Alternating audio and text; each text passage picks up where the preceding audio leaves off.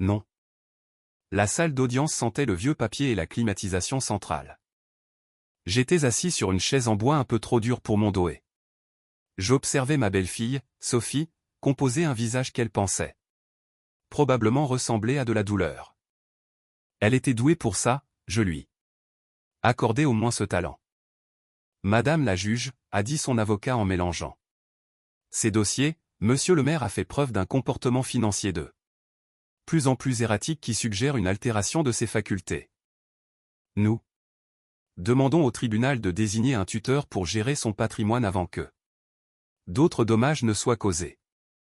La juge, une femme d'une cinquantaine d'années avec ses lunettes de lecture posées sur le front, a levé les yeux des documents. Elle a d'abord regardé mon fils, Damien, puis sa femme, puis moi. Monsieur le maire, a-t-elle dit, quel âge avez-vous ? 67 ans, j'ai répondu. Et vous êtes un ingénieur civil retraité ? 31 ans de carrière à la direction départementale de l'équipement ? Diplômé d'une grande école ? Elle a de nouveau consulté la requête. Quelque chose a changé dans son expression. Pas grand-chose, juste 1 degré ou 2. Maître, a-t-elle dit lentement à l'avocat adverse, cette évaluation psychiatrique, est-elle due ? Docteur Morin. Oui, madame la présidente. Le docteur Morin, dont la licence a été suspendue en 2021 pour fraude aux assurances ? Le silence s'est installé.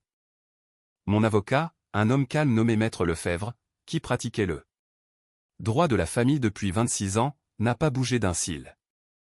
Il m'avait prévenu que ce moment viendrait. Il m'avait dit, restez assis et laissez faire. Je suis resté immobile. La main de ma belle-fille a cherché le bras de mon fils sous la table. Je l'ai vu le serrer. Il n'a pas répondu à sa pression. L'histoire commence 8 mois avant ce tribunal, un mardi matin de février. Quand j'ai glissé sur une plaque de verglas dans mon propre jardin en sortant les poubelles et que je me suis cassé la clavicule. Ce n'était pas dramatique. Une seconde, j'étais debout. La suivante, j'étais assis sur le béton froid avec une douleur dans l'épaule si vive qu'elle m'a coupé le souffle. Je suis resté là. Un moment, dans le froid, à côté de la poubelle renversée, et j'ai pensé, ça, c'est nouveau. J'ai appelé mon fils depuis le jardin. Lui et sa femme vivaient à 15 minutes de là, dans la banlieue de Lyon. Je le savais parce que j'avais fait le trajet 100 fois.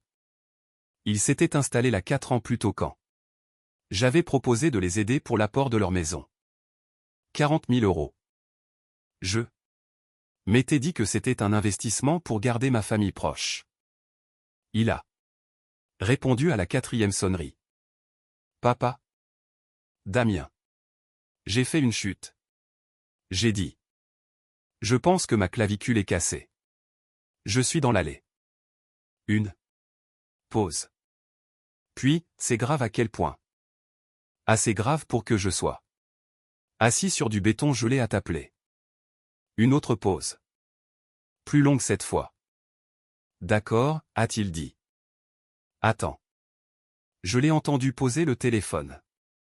J'ai entendu des voix étouffées. La voix de sa femme, plus haute et plus rapide que la sienne, même si je ne comprenais pas les mots. Puis il est revenu. Papa, on est en plein milieu d'un truc cette semaine. Est-ce que tu peux appeler le 15 ? Les pompiers s'occuperont de toi plus vite que nous de toute façon. J'ai regardé ma poubelle renversée. Une bouteille en plastique avait roulé sur la pelouse. Bien sûr, j'ai dit, je vais faire ça. J'ai appelé les secours. Les ambulanciers étaient là en 6 minutes. Des gens bien. L'une d'entre eux, une jeune femme dont j'ai oublié le nom, m'a parlé de son chien pendant tout le trajet vers l'hôpital. Je pense qu'elle voyait que j'avais besoin d'une distraction.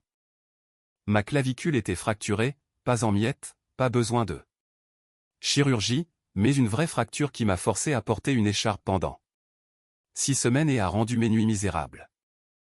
L'hôpital m'a gardé en observation. Une nuit à cause de ma tension artérielle et parce que je m'étais cogné la tête. En tombant.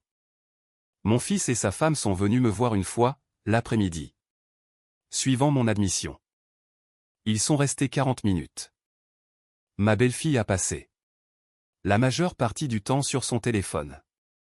Avant de partir, mon fils a dit: on passera te voir à la maison quand tu seras installé. Ils ne sont jamais venus. Je veux être clair sur une chose, et je veux l'être parce que pendant longtemps je ne me l'étais pas avoué, j'avais facilité leur transformation en ce qu'ils étaient devenus. Je n'absous personne, mais quand j'ai pris ma retraite à 63 ans avec une bonne pension, une maison payée et plus d'économies que je n'en avais besoin, j'ai commencé à faire des chèques comme certains se mettent à boire. Un peu trop librement, et pour des raisons qui tenaient plus à ma propre solitude qu'aux besoins des autres. L'apport de la maison, 40 000 euros. La voiture que je leur ai achetée le Noël suivant, un SUV tout équipé, 38 000 euros parce que ma belle-fille avait mentionné 2 fois que la sienne se faisait vieille. Les virements mensuels que j'ai commencé 2 ans plus tard, 3 000 euros par mois, en me disant que c'était juste un coup de pouce, en me disant que ça s'arrêterait dès qu'il serait plus stable. En me disant que c'était l'amour exprimé dans la seule langue que je semblais encore connaître depuis le décès de ma femme. Ma femme, Sandrine, était morte 4 ans avant cette chute. Un cancer du pancréas, 11 semaines entre le diagnostic et la fin. C'était elle qui m'aurait dit d'arrêter. Elle avait ce don. Pas méchante, pas harcelante, juste calme et lucide d'une manière que je n'ai jamais égalée. Elle m'aurait dit: Bernard, tu ne les aides pas. Tu les vides de toute substance. Et je l'aurais écouté parce que je l'écoutais toujours. Mais Sandrine était partie et j'ai continué à faire des chèques. Au moment où je me suis cassé la clavicule, je leur avais donné plus de 90 000 euros en 3 ans. Je suis resté chez moi pendant ces 6 semaines avec mon bras en écharpe. Beaucoup de temps pour réfléchir. Ma voisine, Madame Duval, m'apportait des plats 2 fois par semaine sans que je demande rien. Un collègue de mon ancien cabinet d'ingénierie, Gilbert, passait les samedis pour m'aider avec tout ce que je ne pouvais pas faire d'une seule main. Mon fils appelait le dimanche. Des appels brefs. Juste pour cocher une case. J'ai commencé à comprendre. Sa femme, elle, n'appelait jamais. 6 semaines sont devenues 8 avant que je ne me sente vraiment mieux. Et vers la 7e semaine, allongé dans mon lit à 2 heures du matin sans trouver de position confortable, j'ai pris une décision. Pas une décision colérique. Quelque chose de plus silencieux. J'avais été en colère les premières semaines. À la 7e, j'avais dépassé la colère pour atteindre quelque chose de plus clair. J'avais fini. Pas fini avec mon fils, je n'en étais pas encore là, mais fini d'être un distributeur de billets automatique que l'on traitait occasionnellement comme un être humain quand c'était pratique. Fini de prétendre que nous avions une vraie relation alors que la vérité était qu'elle ne circulait que dans un sens. Le lundi suivant, j'ai appelé Maître Lefebvre. Je veux vous dire ce que j'ai découvert parce que c'est la partie qui a transformé une blessure personnelle en quelque chose auquel je devais réellement répondre. Lefebvre a un contact, je ne rentrerai pas dans les détails, qui l'aide à comprendre les situations financières dans les affaires familiales. Ce que ce contact a trouvé, par des moyens tout à fait légaux, c'est que mon fils et sa femme consultaient, depuis 8 mois, un notaire spécialisé en succession au sujet de mes actifs. Pas pour une planification générale. Spécifiquement sur mes biens.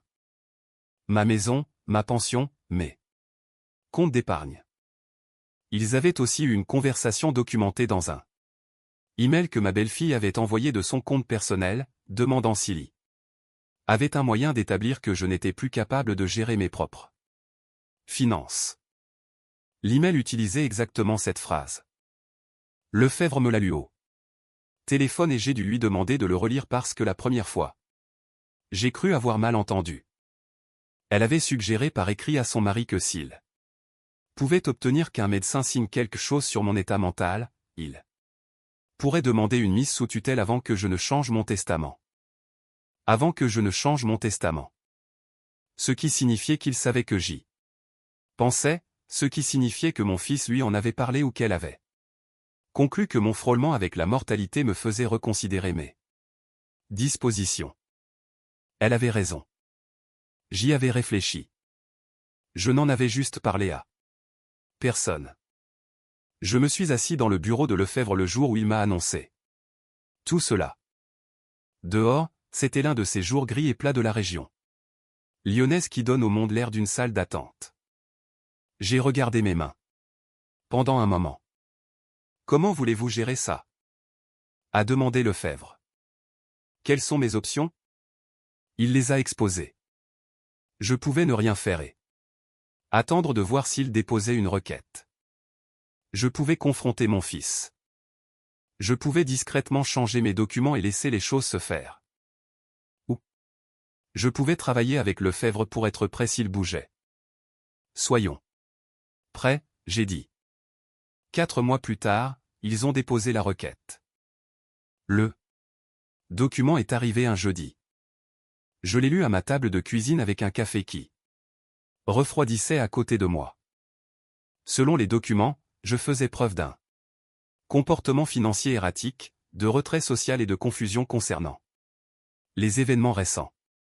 Il y avait une évaluation jointe d'un certain docteur Morin. 2 pages, impressionnantes de flou, citant une seule réunion au cours de laquelle j'aurais apparemment montré des difficultés avec des tâches de raisonnement séquentiel. Je n'avais jamais rencontré de docteur Morin. Lefebvre n'était pas surpris.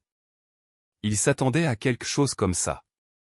Il m'a dit que l'évaluation avait probablement été obtenue via une tierce personne et que la crédibilité du docteur Morin était, pour le dire prudemment, de notoriété publique dans les registres disciplinaires.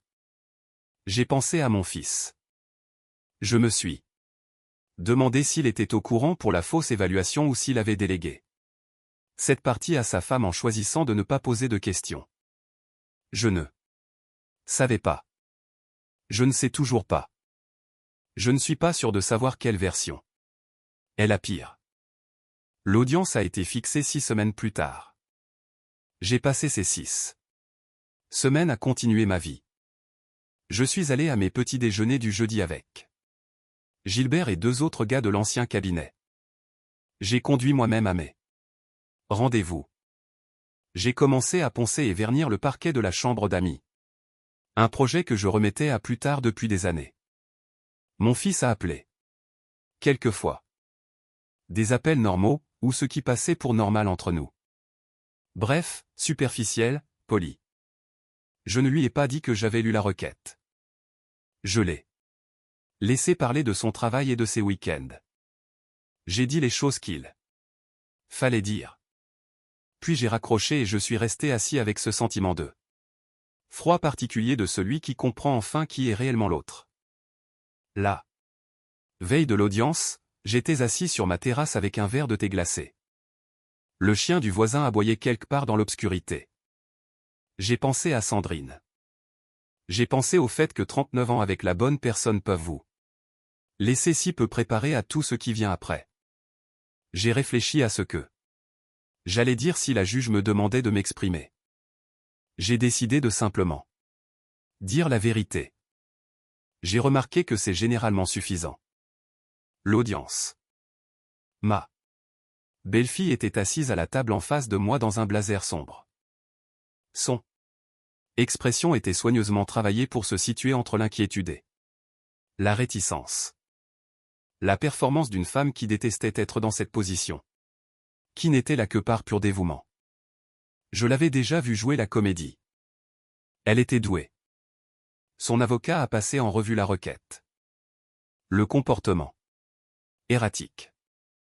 Le retrait social. L'évaluation du docteur Morin. Il parlait avec un ton de préoccupation feinte, comme s'il détestait sincèrement ce pourquoi il était payé.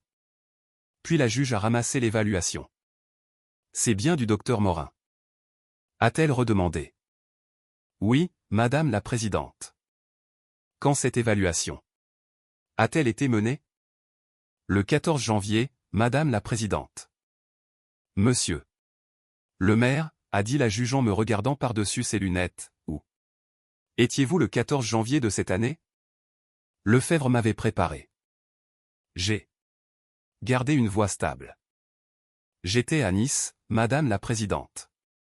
J'ai pris l'avion le 11 janvier et je suis revenu le 19.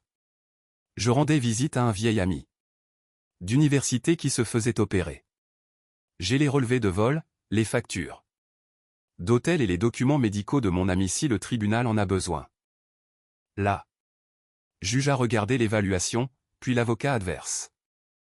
Maître, le témoin de votre client a évalué Monsieur le maire à une date où Monsieur le maire se trouvait dans un autre département, à l'autre bout du pays.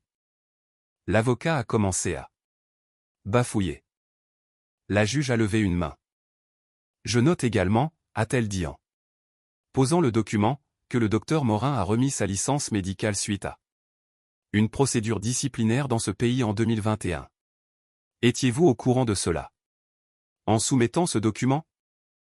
L'avocat a dit qu'il n'était pas au courant. L'expression de la juge suggérait qu'elle trouvait cette réponse peu probable. Ma belle-fille a chuchoté quelque chose à mon fils. Je n'ai pas entendu les mots, mais j'ai vu la mâchoire de Damien se crisper. Monsieur le maire, a dit la juge, je vais vous poser la question directement. Avez-vous eu, à un moment quelconque au cours des 2 dernières années, un diagnostic, une inquiétude ou une recommandation médicale concernant vos fonctions cognitives? Non. Madame la Présidente. Mon dernier bilan de santé complet date de 3 mois. Mon médecin traitant peut fournir les dossiers. Je prends un traitement pour la tension et le cholestérol, les deux sont parfaitement gérés. Je fais des mots croisés tous les jours. Je viens de refaire les parquets de ma maison. Quelqu'un derrière moi dans le public a laissé échapper un petit son qui n'était pas tout à fait un rire. Je vais également noter, j'ai ajouté, parce que Lefebvre m'avait dit que je pouvais le dire et que j'attendais ce moment. Qu'au cours des 4 dernières années, j'ai fourni à mon fils et à sa femme environ 94 000 € de soutien financier. En plus d'avoir co-signé un prêt automobile qui a été remboursé depuis. J'ai fait cela tout en entretenant ma propre maison, en gérant mes propres investissements et en respectant chaque obligation financière que j'avais. Si cela constitue un comportement erratique, j'aimerais connaître la norme en vigueur. La juge m'a regardé un instant. Puis, elle a regardé mon fils. Il fixait la table. Elle a regardé ma belle-fille. Elle regardait son avocat. Cette requête est rejetée, a déclaré la juge. Sa voix avait la qualité d'une porte qui se ferme fermement mais sans colère. L'évaluation psychiatrique soumise n'est pas crédible. Les requérants n'ont pas réussi à démontrer la moindre base pour une mise sous tutelle, et franchement, le temps de ce tribunal a été gaspillé. J'ordonne que tous les frais de justice de Monsieur le maire soient payés par les requérants. Maître Lefebvre, soumettez votre mémoire de frais sous 30 jours. Elle a regardé l'avocat adverse une dernière fois. Maître, je vous encourage à vérifier ce sur quoi vous apposez votre signature avant de le faire. Le marteau est tombé. Mon fils n'a pas pu me regarder sur le parking. Ma belle-fille, elle, l'a fait. Elle a croisé mon regard directement, et pendant un instant, j'ai vu quelque chose sur son visage. Qui n'était pas de la comédie, quelque chose de réel, froid et calculateur. Essayant de comprendre la suite. Nous devrions parler, a-t-elle dit. Vous devriez parler à mon avocat, j'ai répondu. C'est ainsi que nous ferons les choses à partir de maintenant. Je suis monté dans la voiture de Lefebvre. Alors que nous partions, je les ai regardés dans le rétroviseur extérieur. Mon fils avec les mains dans les poches, ma belle-fille déjà sur son téléphone. Lefebvre a dit, ça s'est passé aussi bien que possible. Oui, j'ai dit. Je ne me sentais pas triomphant. Ça m'a un peu surpris. Je m'attendais à ressentir quelque chose comme de la satisfaction. Au lieu de cela, je me sentais comme on se sent après que quelque chose qu'on redoutait depuis longtemps finit par arriver. Pas bien, exactement, mais plus léger. Comme si le poids de l'attente s'était levé, et qu'il ne restait plus que la situation réelle, avec laquelle on peut au moins composer. Mon fils a appelé 17 fois 7. Après-midi là. J'ai laissé les appels aller vers la messagerie. Ma belle-fille a appelé 4 fois. J'ai bloqué son numéro. J'ai écouté les messages de mon fils ce soir-là. Il progressait d'une manière presque clinique. D'abord, contrôlé et raisonnable. Papa, je pense qu'il y a eu un malentendu. J'aimerais vraiment qu'on discute. Puis plus agité. J'ai besoin que tu me rappelles. Ça dérape complètement. Puis quelque chose qui s'est brisé au milieu d'un message et qui s'est transformé, contre toute attente, en sanglots. Je n'avais pas entendu mon fils pleurer depuis qu'il avait 11 ans, le soir où son chien est mort. Je suis resté assis avec le téléphone à la main pendant un long moment après celui-là. Je ne l'ai pas rappelé. Pas ce soir-là, mais je n'arrêtais pas de penser à cette fêlure dans sa voix, et je pensais à l'email. Avant qu'il ne change son testament, et à qui en avait eu l'idée, et à quel point mon fils avait compris ce qu'il acceptait de faire. 3 semaines après l'audience, j'ai reçu un appel d'un numéro inconnu. C'était mon fils, appelant de son bureau parce que j'avais bloqué son portable. S'il te plaît, ne raccroche pas, a-t-il dit. Je n'ai pas raccroché. Il a parlé longtemps. J'ai écouté. Certaines choses, je les croyais, d'autres moins. Il a dit que la mise sous tutelle était l'idée de sa femme. Il a dit qu'il l'avait suivie parce qu'elle l'avait convaincu que c'était pour me protéger. Qu'elle s'inquiétait pour moi. Qu'un arrangement légal ne serait qu'un filet de sécurité. Il a dit qu'on lui avait assuré que l'évaluation était réelle. Je ne sais pas quelle part de tout cela est vrai. Je sais que les gens qui se sentent coupables disent des vérités partielles, et je sais que mon fils a toujours eu un talent pour suivre la voie de la moindre résistance dans son mariage, et je sais que, je ne savais pas, et, je n'ai pas demandé, ne sont pas la même chose. Tu n'as pas posé de questions, j'ai dit. Une longue pause. Non, a-t-il dit. Je n'ai pas posé de questions. Cette honnêteté lui a coûté quelque chose, je pouvais l'entendre. J'ai besoin que tu saches quelque chose, j'ai dit. J'ai complètement changé mes dispositions. Ta femme et toi n'êtes plus sur mon testament. La maison ira à un fonds pour tes enfants si tu en as, ou à une fondation que j'ai créée si tu n'en as pas. Mes comptes sont structurés de la même manière. Lefebvre a tout par écrit. Ce n'est pas une négociation. Silence. D'accord, a-t-il dit doucement. Et les virements mensuels ont cessé le jour où j'ai lu la requête. Ils ne reviendront pas. J'aurais dû les arrêter il y a 2 ans. C'est ma faute autant que celle de n'importe qui. Papa. Je n'ai pas fini. Je me suis assis sur ma terrasse, le téléphone chaud contre l'oreille. Je ne disparais pas non plus. Je ne t'aurai pas de ma vie. Tu es mon fils et c'est quelque chose que je ne peux pas défaire. Et je ne suis pas sûr que je le voudrais. Mais ce qui se passera à partir d'ici dépend entièrement de qui tu décides d'être. Pas avec moi. Dans ta propre vie. Dans ta propre maison. Il n'a rien dit pendant un moment. Elle a demandé le divorce. La semaine dernière. Je ne le savais pas. Je suis désolé, j'ai dit. Et je l'étais, de cette manière compliquée dont on peut être désolé pour quelque chose qui est peut-être aussi nécessaire. Elle a dit que sans ton soutien, ce n'était pas ce pourquoi elle avait signé. Il a laissé échapper un son entre un rire et autre chose. Elle n'avait pas tort, je suppose. Elle avait signé pour l'argent de quelqu'un d'autre. Je ne voulais juste pas le voir. On a parlé encore 40 minutes. La plus longue discussion depuis des années. À la fin, j'ai dit, trouve quelque chose sur quoi travailler. Quelque chose. Avec tes mains ou quelque chose qui prend du temps. Ça aide. Les parquets. A-t-il dit. Quoi? Tu as mentionné les parquets au tribunal. Que tu les refaisais. Oh. J'ai regardé mes pieds sur les planches de la terrasse. Oui. Ça a pris 2 week-ends, mais ils sont beaux. Peut-être que tu pourrais me montrer un jour. Comment tu as fait? Peut-être, j'ai dit. Laisse passer un peu de temps. Laisse les choses se tasser.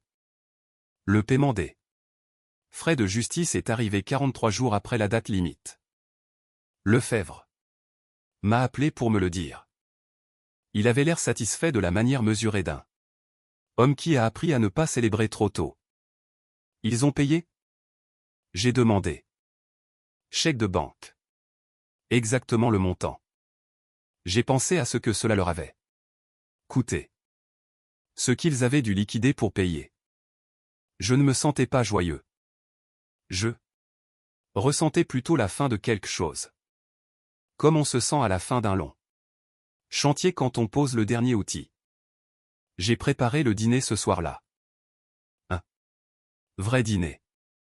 Le genre que je faisais quand Sandrine était en vie. Un rôti avec des légumes. Le genre qui remplit toute la maison de son odeur. J'ai mangé à table avec la belle vaisselle. J'ai versé un verre de vin que Sandrine avait toujours aimé. J'ai mis un disque. Quelque chose de calme et d'ancien. Après le dîner, je me suis assis dans le salon où les parquets avaient encore l'air neuf. Couleur miel et lisse. Et j'ai pensé à ce que j'avais construit dans cette maison, à ce que j'avais laissé dériver et à ce qui était encore sauvable. Mon fils était dans un petit appartement à l'autre bout de la ville. Je le savais par Madame Duval, qui avait le don de tout savoir. Il travaillait. Il voyait un conseiller, apparemment, ce que je trouvais bien. Ma belle-fille était retournée dans sa région d'origine, une ville à quelques heures de là. Nous n'allions plus nous parler. C'était une ligne nette et j'étais en paix avec cela. Et moi. J'étais ici. 67 ans, une clavicule réparée, de beaux parquets, un testament qui disait enfin ce que je pensais, et un fils quelque part en ville.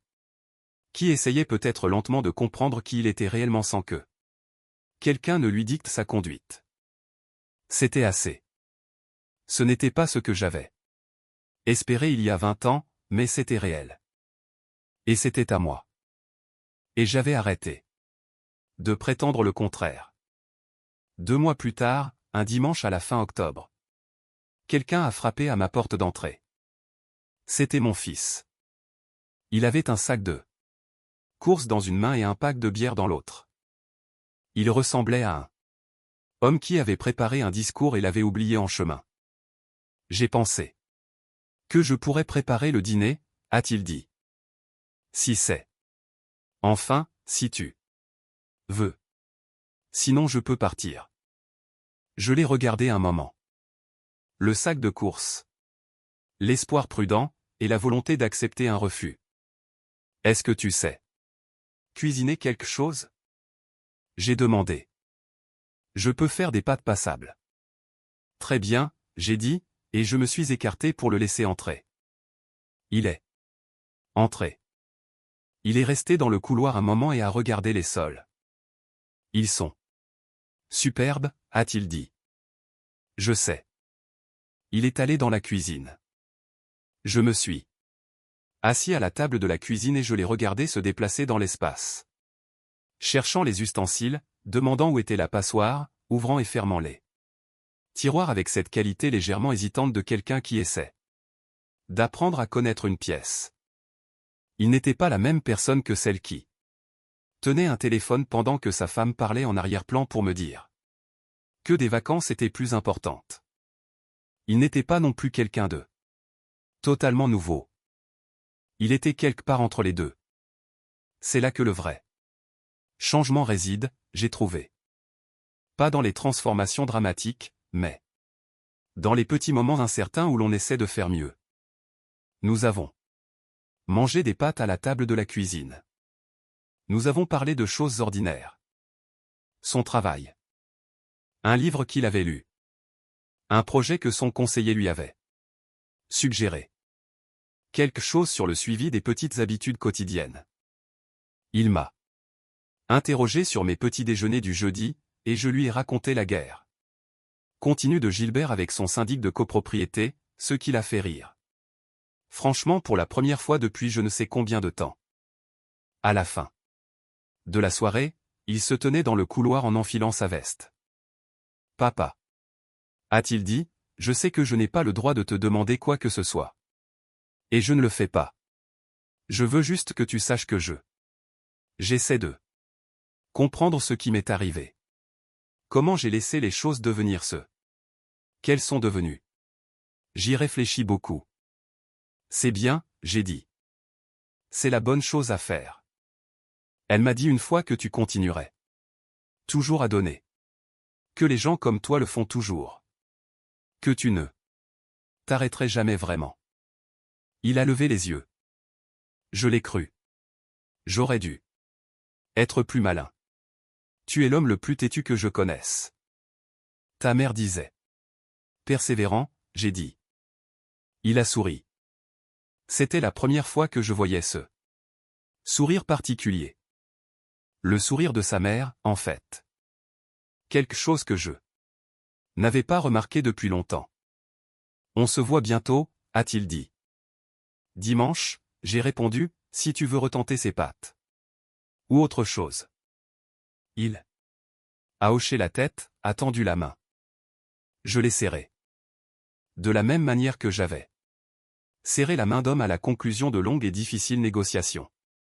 Tout n'était pas résolu, mais il y avait un accord pour continuer à travailler ensemble.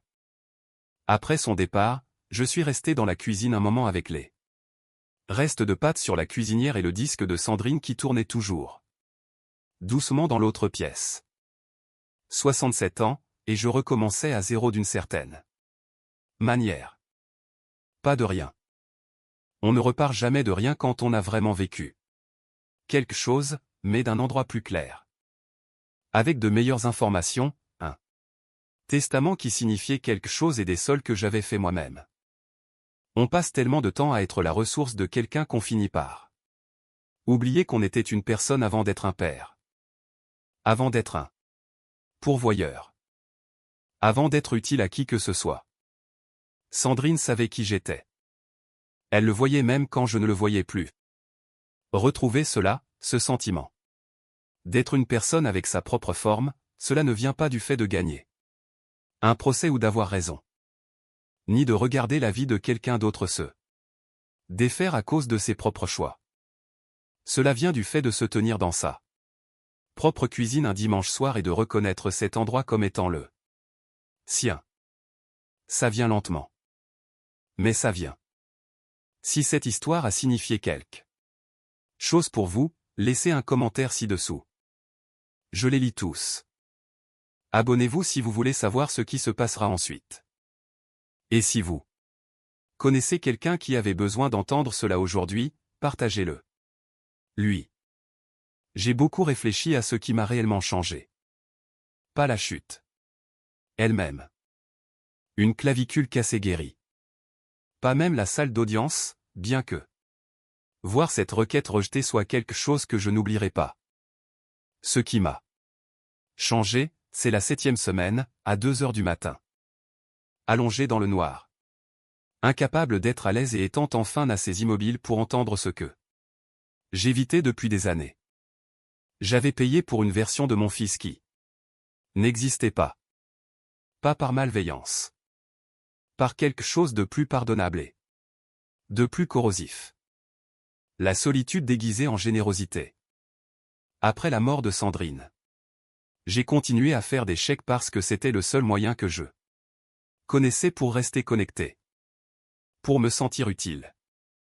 Pour croire qu'être un père signifiait encore quelque chose. L'argent n'était pas vraiment pour eux. Il était pour moi. Et c'est la partie que je devais assumer avant que tout le reste n'ait un sens. Voici ce que j'en suis venu à comprendre sur la causée. Les faits, non pas comme un principe abstrait, mais comme quelque chose que j'ai vu se jouer en temps réel dans ma propre famille. Quand on supprime les conséquences de la vie de quelqu'un pendant assez longtemps, on ne le protège pas. On le laisse complètement impréparé pour le moment où les conséquences arrivent de toute façon, ce qu'elles font toujours. Mon fils n'avait jamais eu à faire face à une décision réelle parce que j'avais toujours amorti la chute. Alors, quand sa femme l'a orienté vers quelque chose d'aussi grave qu'une requête en tutelle frauduleuse, il n'avait pas le muscle nécessaire pour s'y opposer. Il ne l'avait jamais construit. Une partie de cela est de sa faute. Une bonne partie est de la mienne. Ce que j'ai fait en arrêtant les virements, en changeant le testament, en m'asseyant dans le bureau de Lefebvre et en disant « Soyons prêts, ce n'était pas de la vengeance. » Je veux être clair là-dessus.